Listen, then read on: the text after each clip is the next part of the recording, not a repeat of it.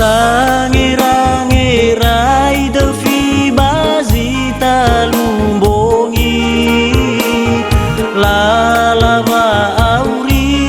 ina badan bekoli hezozo haga utengeni ba utandai he ufalala bay avai salah goina ua tele harazaki ero ahori bawa bau te magazi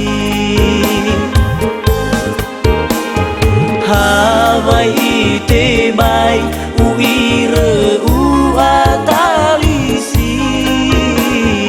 ma khe ute ma he molu ahori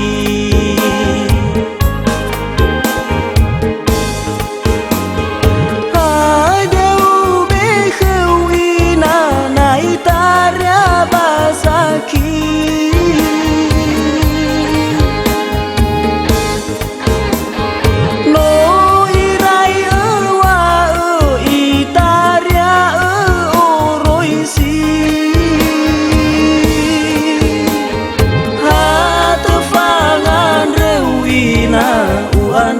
soroi khemi na o ha hau de guina o muso gei de mi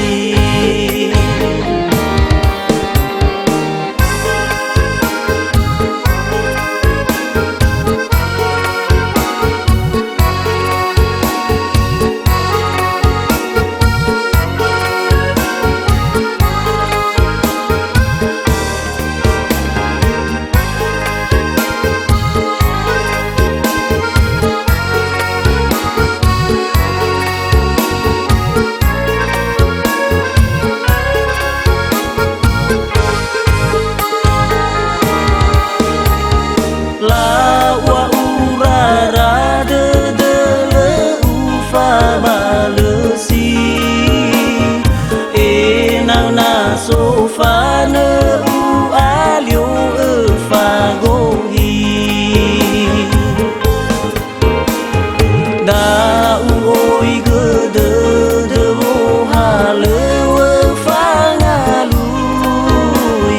me oyana sagina teleni talui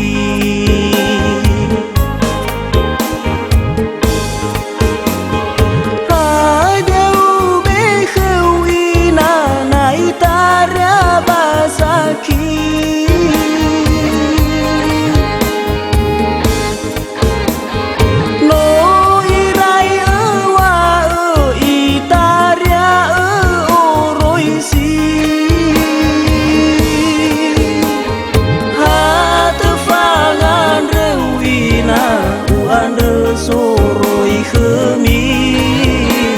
na o ha hau de guina o muso gei de mi ha te fangan reuina u ande soroi khemi na o ha hau de guina o muso gei de mi la wa urara de le ufa balesi e na sofana u alio fagohi đã ôi